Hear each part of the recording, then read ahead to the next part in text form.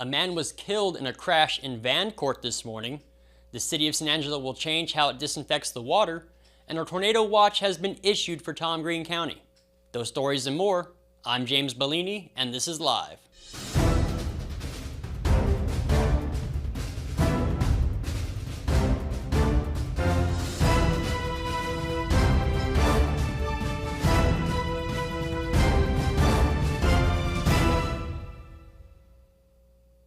We'll get to the news in a minute, but first, here's a word from Mammoth Roofing. Hi, I'm Trisha Lira, third-generation roofer and owner of Mammoth Roofing Services. I love what I do, and what I do is build the world's best roofs. Need financing? I got you. 12 months, 0 interest.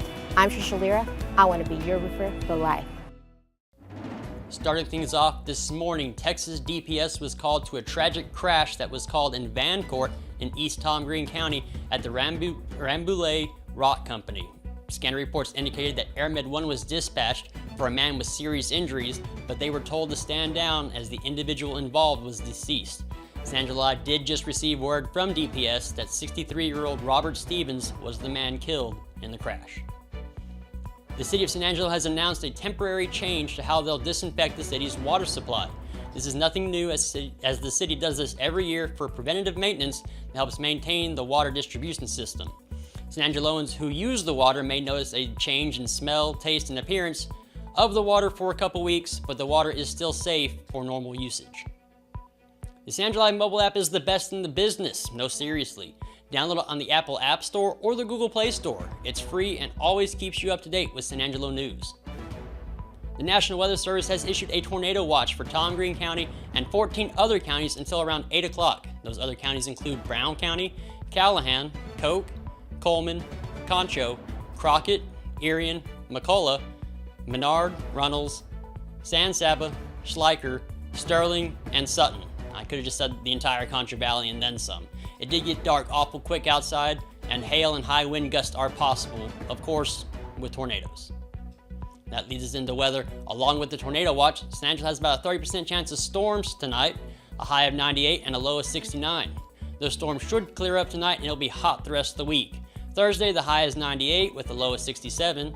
On Friday, the high is 99 with a low of 64. On Saturday, it'll be hot again, reaching up over 100 with 102 and a low of 70. When we come back, ASU is set to compete in the Outdoor National Championship. Then Amy Mizell-Flint stops by to talk with Joe Hyde. But first, a word from the Bass Bunch.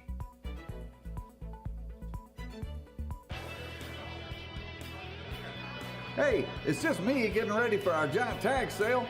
Hey, Mac, finish these off for me, would you? Got it, boss.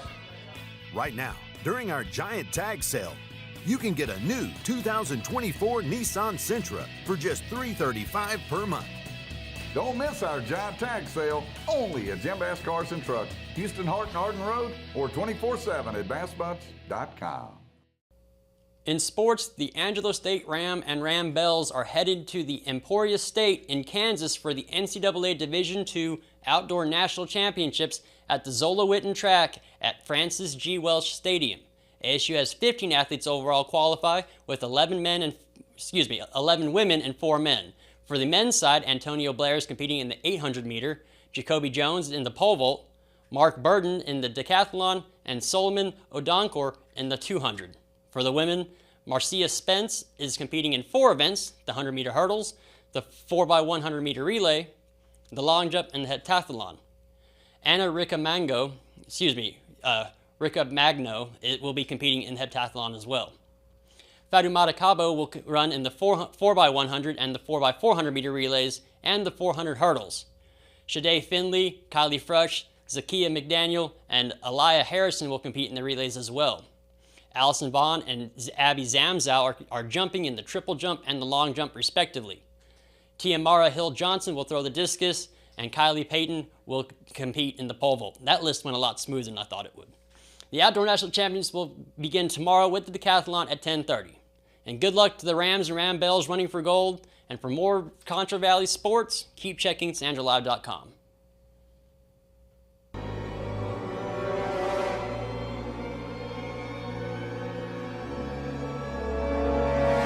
Ew, that's so gross. Deep down, upholstered furniture is dirtier than it looks. Carpet Tech safely cleans all types of furniture and mattresses, killing germs and removing spots and odors. Right now, get 15% off upholstery cleaning from Carpet Tech. Call or schedule online at carpettech.com. If your home is in a wreck, call Carpet Tech, yeah.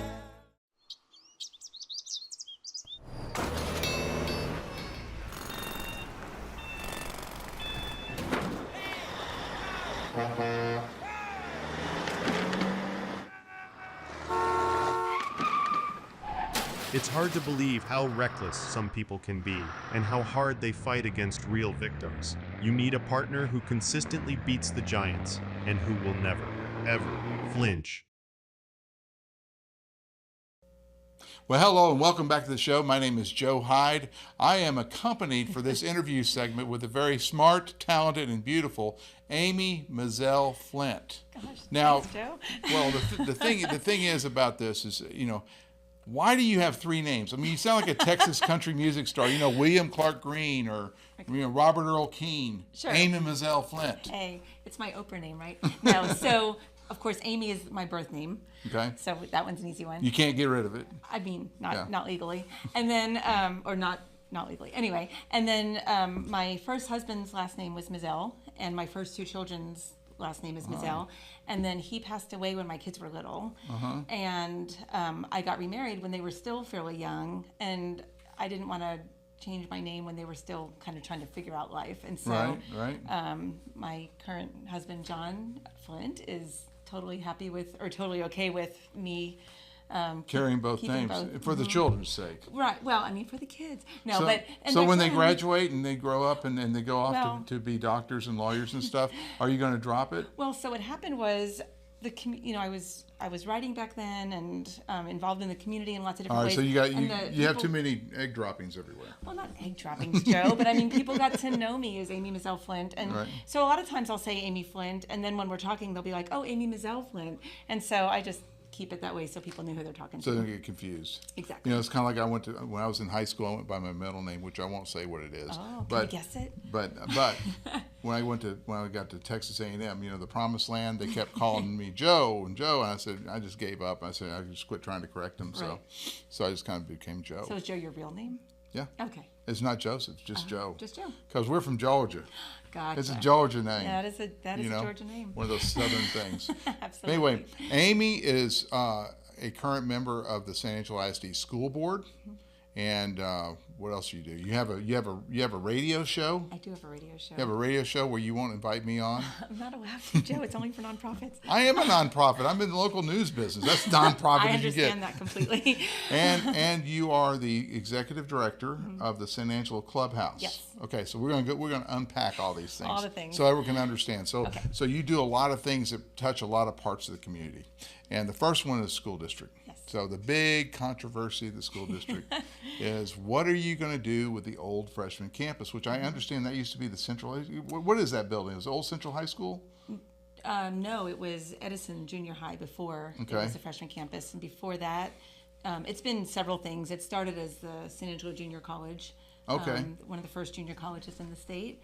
And to answer your question, we literally have no plans for it, and I'll tell you why. But before people don't understand what it is, this building's on North Oaks, just south of the Loop. It's over there, and it was the freshman campus. For 10 years or so. And you moved all the freshmen onto the main campus. Well, this year we moved most of them onto the main campus. Starting next school year, all of them will be on there. We'll still be using parts of the campus for different programs. And when this building was built, in the 1920s? Yes, it was built in that whole upswing in the 28, 29, when all the new... The Santa Rita boom. The City Hall, the synagogue, the ASU, all those things were built at that same time period. So the Santa Rita boom happened in the early 20s, and that brought a lot of money into San Angelo. That's when a lot of the high rises in downtown were built. Yep. The City Hall was built. Obviously, this school was built. And so the mayor says it's historic. It is. And she's worried that the school district is going to go bulldoze it or something, right? Right. We are not doing that. You're not going to bulldoze We are not bulldozing the building, no.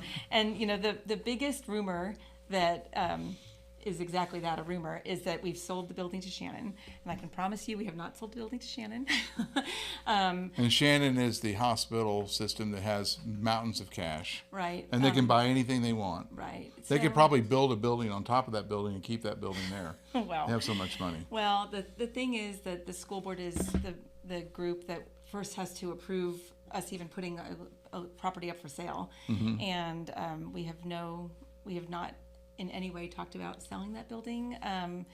It's the only reason we're moving the kids off of it. There's a few reasons. First, because busing kids back and forth from the main campus to the freshman campus, it costs money, but it also costs time. It's also risk. What if one of those buses got in an accident on the way?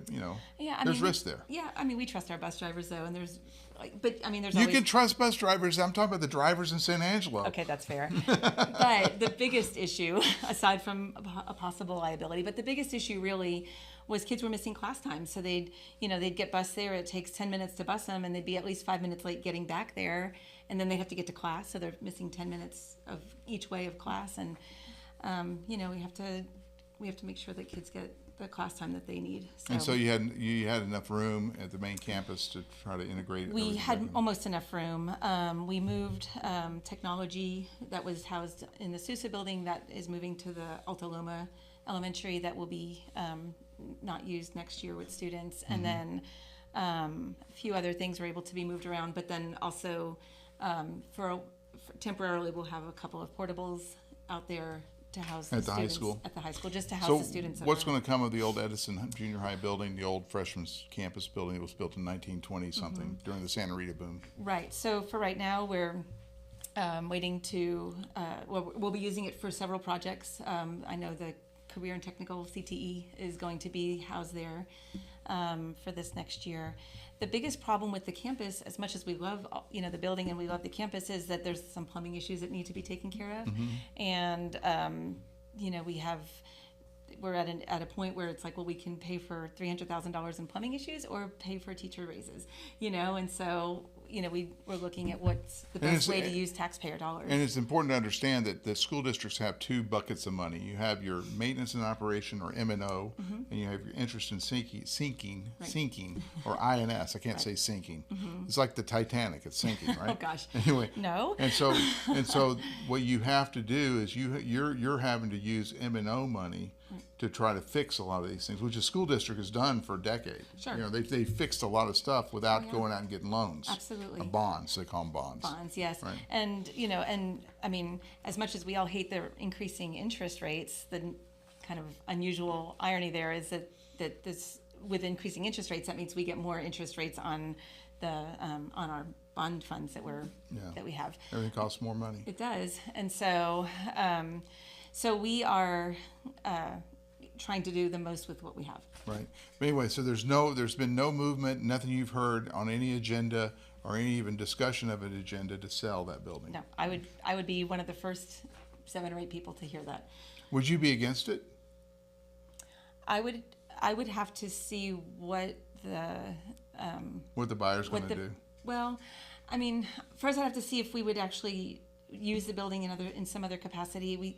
I would definitely, not want a building to sit empty for years, but at the same time, I would want to make sure that, the building would still be there. I would, like the mayor, I agree. I think it's a beautiful building and I wouldn't want it to go anywhere. Right. So I liked what the planning gal said at this school board meeting last night, because you can replace the sewer lines, but you don't have to put a 1920s sewer in it. Right. I thought that was funny. Yes. She was basically saying keep the exterior pristine, but sure, or historical, but the inside can be whatever you want it to be. Right. But I mean the only issue I have with making that a historic building, and I love San Angelo. I've lived here for half my life, and I, would like to preserve the history of San Angelo too. But I also, want to make sure that that's not going to cost taxpayers more in the long run. If it's a historic building and we have to do specific things to keep it that way, any renovations that we make, I just want to make sure that. Well, it is a consideration. I mean, for example,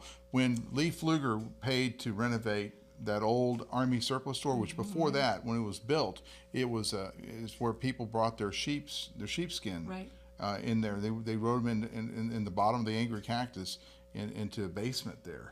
And anyway, I talked to him a long time about it, about him, why did you put all this money into it? He goes, I could have just torn it down and built something new for half price. Absolutely. Yeah. So preserving historic buildings does cost more money. Sure. And so you have to weigh the benefits. Now, the benefit of the Angry Cactus, I think, from my perspective, if you look in the back wall of it, it's the original rock wall with mortar. Yes. I think that wall right there alone made it worth. I know it wasn't my money; it was Lee Pfluger's Right. money, but I thought it made worth considering fixing that building up. Yeah, I agree. So anyway, you had to weigh the cost of historic preservation Sure. in a lot of ways. Sure. So I mean, we're not opposed to it. It's just we have to look at all the angles.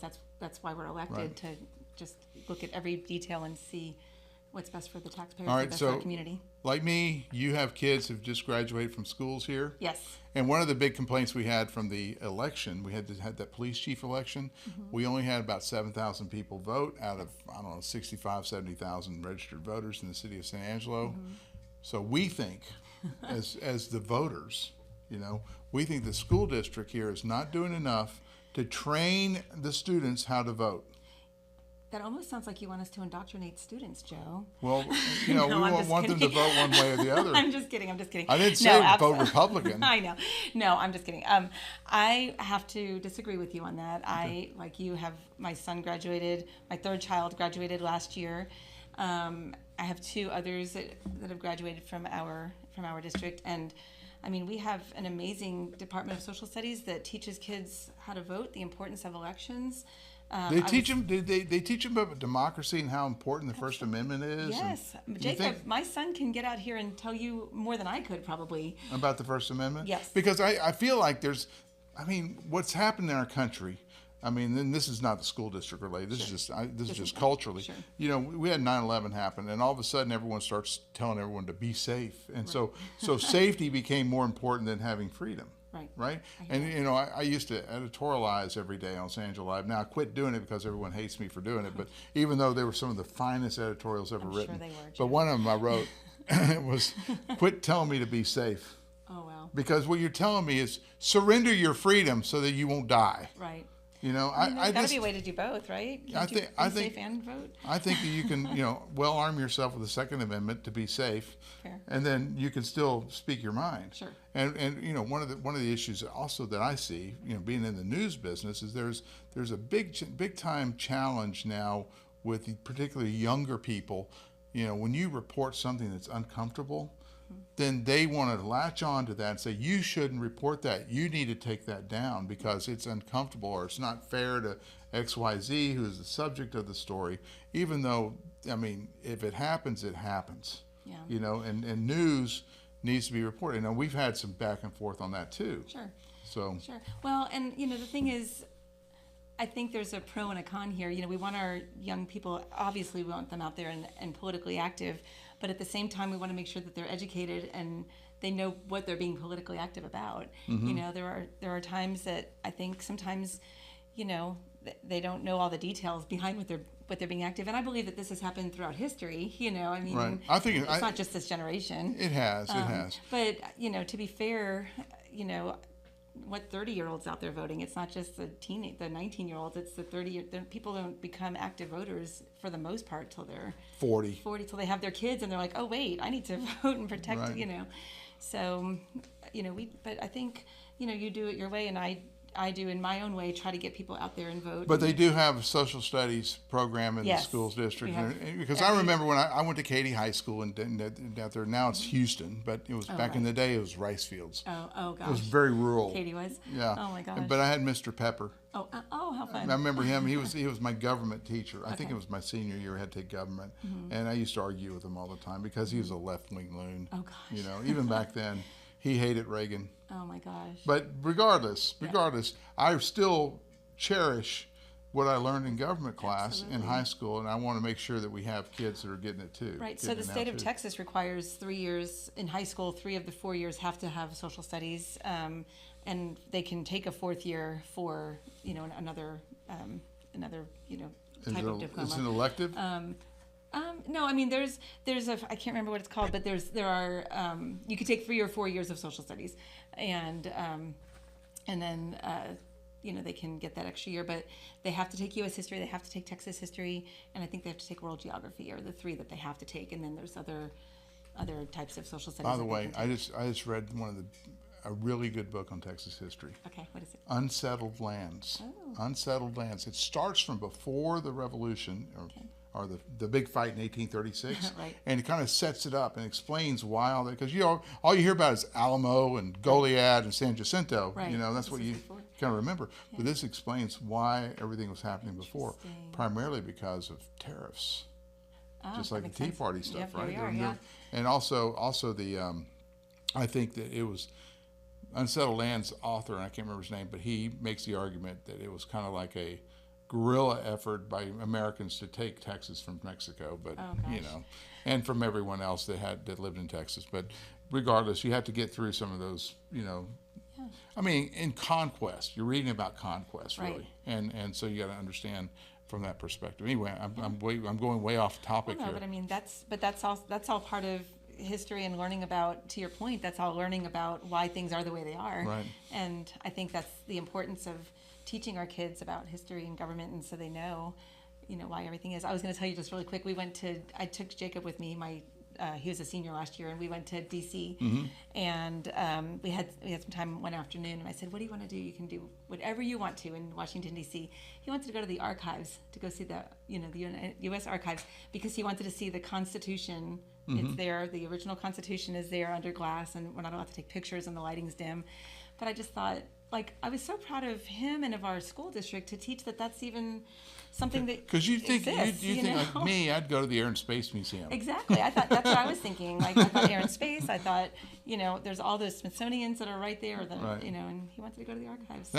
That's actually I think that is an interesting way to enjoy Washington D.C. I really do. I think really next to the Air and Space Museum. Of course. But anyway, next subject. Yes. You've always been an advocate for people with mental health or mental health issues, I guess. Right. Not with people with mental health. We all have mental health at some level, right? Yes, absolutely. But mental health has been one of your biggest advocacy things, and obviously your job is that too.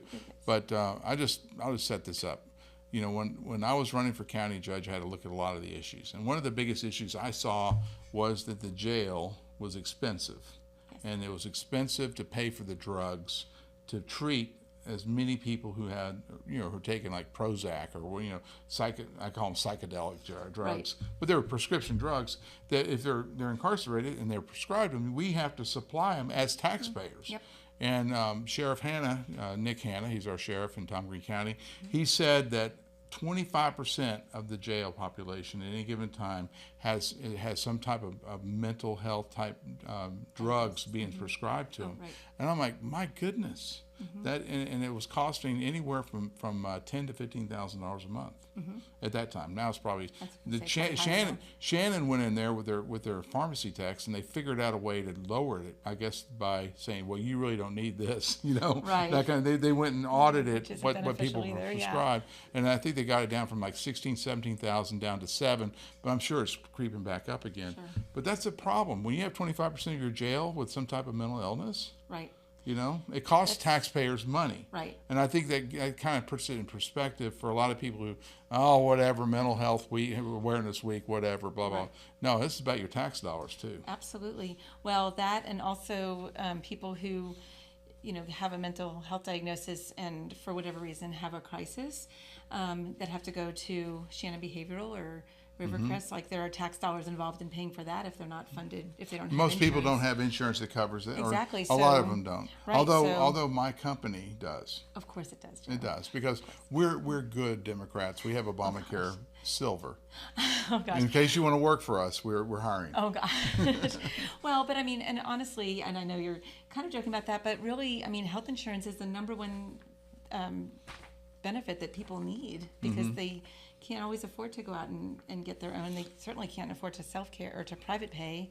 And to your point, medications and doctors cost a fortune, so you've got to have some kind of insurance to help cover that. So. Well, the state is run by Republicans, and since 2014, when I interviewed Governor Abbott, I asked him, why are we turning down Medicare for every, they wanted to expand Medicaid. Right. And the government would give Texas back then it was $100 and something million, $104 million if you would expand Medicaid. And I asked him, why don't you just take that money? He said, well, because first of all, the government's broke, the federal government's broke. We go and offer this entitlement, which is what it is, and then all of a sudden they pull back. And now we're going to have to institute an income tax in Texas to make it sustained. And so he said, what we do in Texas instead, when you hear people say you have no access to health insurance, it's not the same as saying you don't have access to health care. So when people go to Rivercrest, a lot of times the government ends up paying for it. Right. Just anyway, yeah. Right. No, that's true. That is true. Well, so, and that costs a lot also. Right. Everything costs a lot. Absolutely. I wish I brought the numbers with me, but the numbers to stay overnight in a psychiatric hospital are astounding. And I can't remember. I know for sure it's over $2,000 a night. And the average stay is 3 to 5 days. And these are situations where you're suicide prevention. Absolutely. You know. Or in danger of hurting themselves or others. And regardless of what, there's a stigma around mental health of people saying, well, why do I have to worry about that person? Well, because first of all, we're all part of society, right? But also because somebody who's having a mental health crisis could be in danger of hurting other people, and we certainly want to make sure that person stays safe and keeps others safe too. I think the better way to say it is a society's value and worth is defined by how it takes care of its least or is most vulnerable. And people who are the most vulnerable, and you're not taking care of them, that kind of defines who you are. I agree with that. Absolutely. And so it is important. And we have the state school up on the north side. Yes. Mental health through the history. Just in here, like in Abilene, I remember I did a story about the mental health facility up there where they had a graveyard for people who were, interned. I think there's one at San Angelo State School. Is there one also there? But this graveyard just think these were real people. God still loves them. Absolutely. Right? Absolutely. And they were God's children. and they had unmarked graves and things like that. It was kind of sad, but it kind of showed you that we've been dealing with this for centuries. For sure. Yeah, absolutely. Well, and so, whenever there's any kind of crisis in the community that, is mental health related, everybody says, well, what's the answer? What's the answer, right? Because you can only house so many people in jail, and we can't put them in jail if they didn't commit a crime. It's not against the law to be mentally ill. We can't force people to go to a psych hospital to get help if they're not a danger to themselves or others. And so the San Angelo Clubhouse is one of 354 clubhouses in 32 different countries. So the clubhouse is down there on the Concho River. It used to be a Mexican food restaurant called Blue Agave. Oh, really? Right? I hadn't heard of that one. It's been a series of restaurants. And it was a bar after that called something 40. Float 404. Float 404. Yes. That's what it was. That's where my husband and I used to go when we were dating. Really? All right, Float 404. But it's a beautiful location. It is a beautiful location. And so I guess 10 years ago or so. About 7. Is it 7 years ago? Y'all bought the abandoned restaurant? Yes. Well, we rented it for a while, and then we purchased it. MHMR, who's our auspice agency, purchased it a couple years ago. And MHMR is mental health? It's My Health, My Resources. Okay, My Health, My Resources. It is the local mental health authority for 7 counties, and it's also the local individual and developmental disabilities authority. So. And it's funded by the state. Yes. Yeah. And so MHMR gives you money or grants? No. Or do you operate under their authority? We're kind of a program of MHMR's. Okay. But we operate kind of independently in that we raise our own donations and raise our own grants to help with or to support our program specifically. All right. I'm a computer guy. Okay. So give me a use case for the San Angelo Clubhouse. What kind of customer are you serving? So we work with adults who are 18 and older, who live with a mental health diagnosis of major depressive disorder, schizophrenia, bipolar, schizoaffective disorder, and then occasionally some other ones. Those are kind of the big 4. But sometimes PTSD, because a lot of times PTSD is related to major depressive disorder and some other things. But and then everything else, any other kind of mental health disorder, we kind of take into account and make sure that it's something that we can help with. What I always say is, with mental health, with medicine and therapy, you can work to achieve the life you want, right? Really? You can, if, I'm not saying you, if one of your reporters, I don't want to say, if one of your reporters. You can use me as an example. If you had a mental health disorder, you might be taking medication and going to see a counselor a couple times a month, and we might not ever know that there's a mental health diagnosis because you can live a perfectly normal life, and there are. I'm proof of that. Yeah. And there are many people who take medication, go to their doctor, and live the life they want. And what I always say is like somebody who's born with an intellectual disability, or a developmental disability, or has a TBI or whatever, right. you can't change that. Like that's who you are. That's how God made you. That's where you've landed. And so there are many things that you can do to make people's lives better. And IDD, intellectual and developmental disabilities, is my other passion. I love that population, but medication, all the medication and therapy in the world is not going to make them different than who they are. They, they do what they can with what they have. And so, but mental health is very different because what I see it as is it's just a barrier to having the same life that everybody else has. Right. I've had, since I've been working here, people in the community. Do you think? I'm going to throw this out of this is way out of the box on this. Oh gosh. Do you think? These people. I can't say these people. People with mental health diagnoses. No. Your clients at the clubhouse. Yes. Do you think they feel love? From the clubhouse? Or no, in general? Just from in general. Of course from anyone. They do. You think they feel love? Absolutely, they're people. Right? Yeah. So can they show love? Absolutely, they do every day. So there you are. So that's what you're doing. You're trying to show some love, to bring them out. I mean, it is kind of a caring kind of thing, right? Yes, but there's more than that. So think about more than love. Absolutely more than love. So if you are inclined to, if you have a disability, a mental health disability, and you're inclined to stay in your house, right, and you don't want to leave because you don't like people, right? Yeah. So what COVID did was it said you need to stay in your house, right? That was 2020, 21. There are still people that haven't really left their house since COVID because they can get on their doctor's appointments on the computer. They can shop online.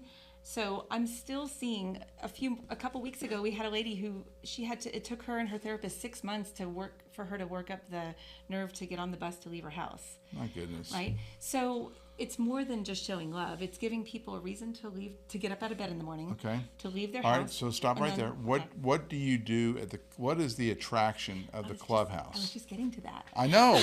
I'm just trying to keep everything organized. I know. I'm the interviewer guy. I know you are. Yes, and I'll be nice. If you ever put me on your show, you can interview me. Oh my gosh. So we teach job skills and social skills as people work toward recovery. To us, recovery is with that medication and therapy, living the life you want. And getting to the level for who you are, to be who you are. Absolutely. Okay. So we have several what we call units in the clubhouse. We have a communications team within our business unit, and that communications team, they enter data. So when people sign in and out of the clubhouse, when we spend money, they register the money that we spend. They enter the names of the people who come and go. They basically keep track of all the happenings, which then those are the numbers and the information that we use to write grants. So they're literally helping run the clubhouse. We have a cafe. It's a wellness cafe where we have a point of sale system. So people learn how to run a register and how to have it's more than running the register though. It's having that face-to-face contact. It's handing somebody change or taking their card. So it's not only the job skill of learning how to work, but it's also, if you haven't left your house in 4 years, you've got to reacquaint yourself with how to have that conversation. Right. So they learn that. We have a kitchen where they learn cooking skills, how to make a healthy meal, but also, and we make lunch there every day, but also it's setting a goal, cooking the meal, working together to achieve that goal, completing it, celebrating the goal of, we eat this wonderful meal together. So there's a lot of little things that go in with these tasks. And then we have a therapeutic gardening program that we call it cultivation, where we say we cultivate plants while we're cultivating relationships. And so, they're learning how to work together to keep that plant alive. Was that plant watered yesterday or a month ago? So does a typical clubhouse member go there every day? So they can come and go as much as they want to or as little as they want to. I will say that the ones that we see the most success in, and by success I mean going out and getting a job staying, with no law enforcement encounters, no psychiatric hospital stays, come several times a week at least. The ones that come once every few months don't see quite as much success, although they still have those relationships and form those friendships. But to your original point of the cost of that, of law enforcement and psych hospitals, so what we see is that when people come steadily over, even just a couple of months, but steadily several times a week over several months, we see a 78% decrease in 78%. Sorry, 78% decrease in law enforcement encounters, and an 80% decrease in psych hospital stays. So when you talk about not having to spend so tax basically dollars, people just need to get out and talk to each other. they need to feel like they're part of something bigger than themselves and have a purpose. And we say that people who come to the clubhouse feel wanted, needed, and valued, and we help people feel wanted, needed, and valued, and let them know that Make them know they're loved. They're loved, yes. And to know that there is life outside of their house, and they can go back to work again. They can get, be healthy again. And so it's just a matter of. So how do you raise money for all this, other than grants? Grants and donations. We have fundraisers. So you're a fundraiser too. I am a fundraiser. Because everyone that's an executive director of a nonprofit is a fundraiser. I am a fundraiser, but well, first of all, the wonderful thing is that because of the model of the clubhouse, where they're members of the clubhouse, they're not clients or patients, so they're members of the clubhouse. I have a whole team of fundraisers. It's not just me out there raising money.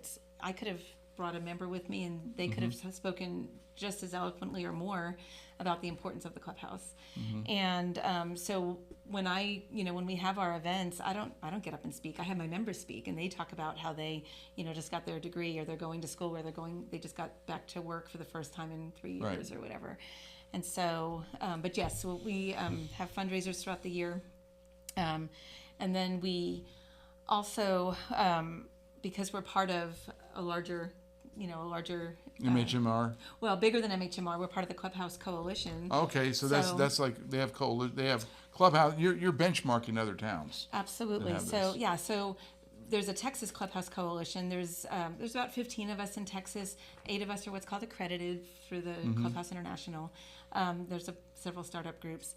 But then there's the United States Clubhouse Coalition. There's 200 clubhouses all over the United States in almost every state. I'm going to ask you, and you may not know the answer to the question. Who came up with the idea of building this clubhouse to do it? I can tell you a story, Joe. All right, tell me a story. Okay. I want to hear it. All right, so in the 1940s, in New York, there was a group of people that were let out of the New York State Mental Hospital, and they were let out into the community without any resources, no job opportunities, nothing mental health related. Just told them to go freeze. Go, right. And as sad as that sounds, it's still how it works today. When they're out, they're out. So this group of 10 people started meeting on the steps of the New York City Library every Tuesday morning. And these were mental health former patients. Exactly, patients that were discharged from the hospital. So they started meeting every Tuesday morning. More people got let out. The group grew. Over about a year or two, they realized we have about 100 people that are meeting on the steps of the New York City Library, talking about mental health resources in the community, opportunities for employment, and really just supporting each other. And then a man named John Beard was part of this group, and he said, we can do something more than just meet. And so it wasn't initially exactly the way the clubhouse is now, but over the years, it has morphed into what we call the clubhouse model. The first clubhouse in New York, in Manhattan, opened in 1948, and it's still there now. And now there are, like I said, 200 clubhouses all over the world. And throughout the decades, every once in a while there's a push for more clubhouses, and we're actually in one right now. Okay. So it's just you'll build one down in Cristobal. There are a lot of crazy people down there. They can come to. They're not crazy, Joe. They have a mental health diagnosis, but they can come to the. I'm just joking clubhouse. about Cristobal. I know you are. I know you are. But with the verbiage is, we would like for it to be like the Y, where there's one in every community. Like, I mean, the amount that we save. All right, what's the history here of the clubhouse here in San Angelo? So the clubhouse here started in 2016. Greg Rowe, he's the CEO of MHMR. He had heard about the clubhouse model, went down to the one in San Antonio, and saw that. And at that year, in 2015, there was movement in the legislature to provide more funding for the clubhouses in Texas. At the time, there were just 3. And so Greg was kind of writing the grant as they went along. He was writing how it would help our community. And then when the funding was released, he was able to apply for that grant. So we became the 4th funded clubhouse in Texas, which doesn't mean they fund us completely. They're one of many funders. And now there are 8 funded clubhouses in Texas with a bunch of startups. And there's a lot that goes into being a funded. It's not just like somebody writes a grant and they provide it. There are a lot of requirements. Yeah, you have to meet standards and be accountable. And the biggest one is that Clubhouse International has 37 standards that you have to follow to be accredited, and HHSC won't fund clubhouses unless they're accredited. So we had to get accredited and then get funded. Or we got funded on the contingency of getting accredited. Anyway, so that started in 2016, and then in 2018, I was hired as the executive director, and we've been going ever since. We had COVID in the middle of that and some other setbacks, but you're even strong now. You're like the COVID gal. I mean, I'm the COVID gal. Yeah, I mean, you're on the school board during it. And, did you have it 3 times? 3 times at least. How many shots you take? 2. I know. I didn't take any. I know. You remember Dr. Veretis? He used to tell me, you've already had COVID. I said, I've already had COVID. Do I really need to have natural immunity? I don't want to get off from the COVID thing, but he goes, if you take a shot, you'll be completely bulletproof. And I'm like, I'm scared of needles. Oh. That's what saved me. The fear of needles. Anyway, y'all have something coming up at the clubhouse. Yes. Thank you for bringing that up. Yeah. Good job interviewing, Joe. No, I'm just fine. Thank you for that. So next week, from the 28th through the 31st, so starting the Tuesday after Memorial Day, is the Clubhouse Week of Action. And that is, it's a U.S. clubhouse-wide initiative. And it's basically to bring awareness to the clubhouses. It's the 2nd annual one. Every clubhouse in the country is kind of doing something a little different. Some are just doing one event. We decided we're just going to do something every day. So starting on Tuesday, we're going to have what we call Clubhouse Tour Tuesday. And so every Clubhouse Tour Tuesday. Yes, thank you for slowing me down there. Yeah. Every hour on the half hour, starting at 9:30 through 3:30, we're going to be offering clubhouse tours, and we'll be offering those to anybody, whether they're interested because they think they might need our services, if they have a family member who might need our services, if you're just a member of our community and you've just always seen that building on the river, or if you're in politics and you think your opponent needs to, right? I mean, if you're in politics, then you need to also.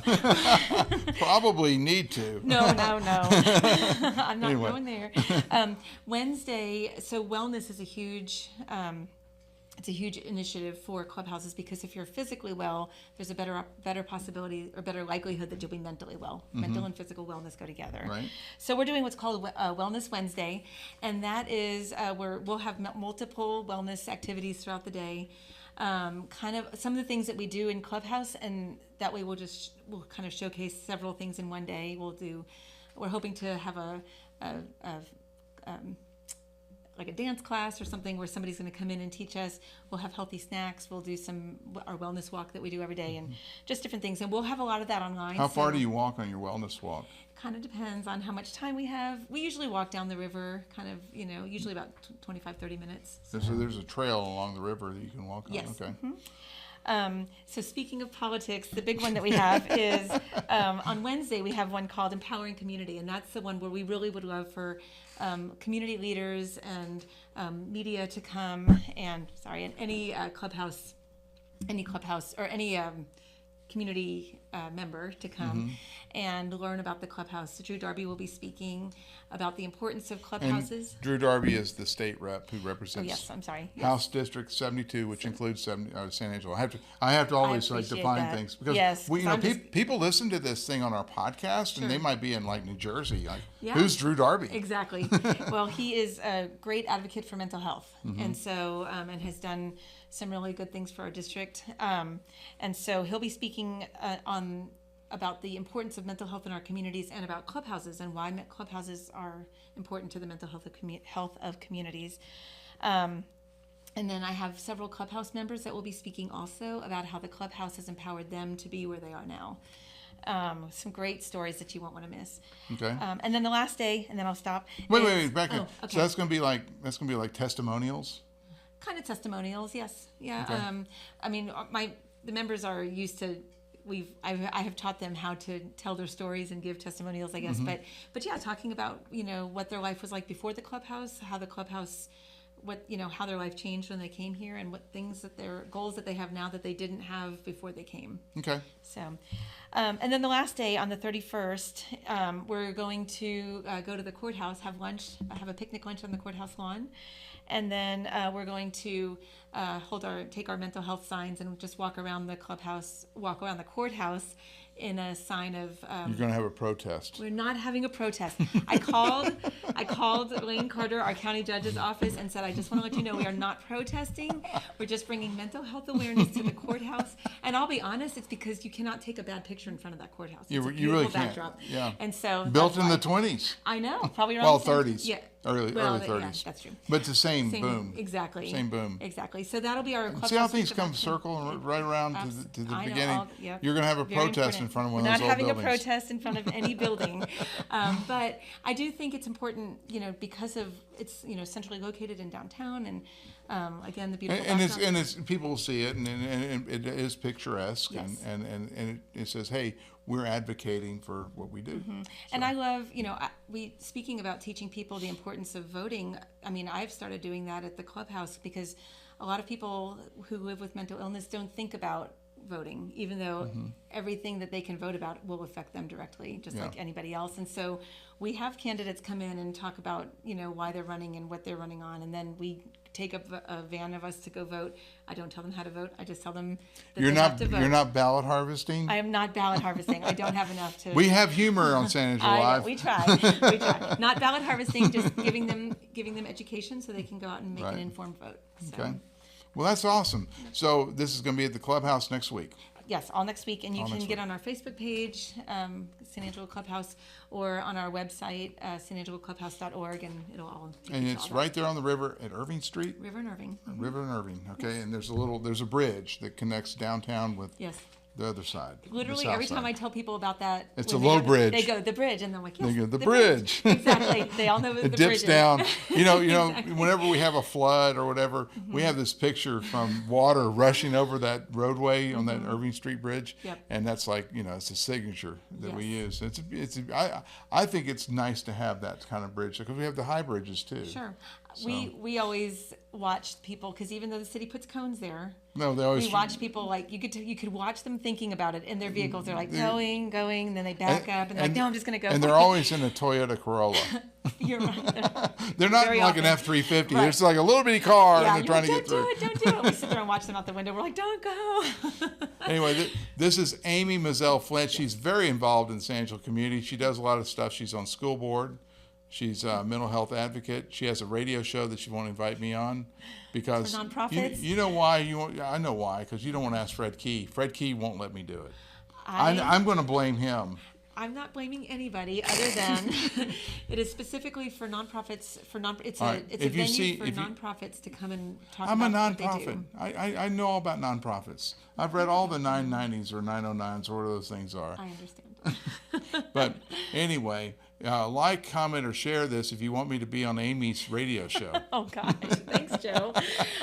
But Amy and I have been friends for a long time, and you do great things for the community. I've watched you grow your career, your family. Everything's wonderful, and I really appreciate all. You take a lot of heat.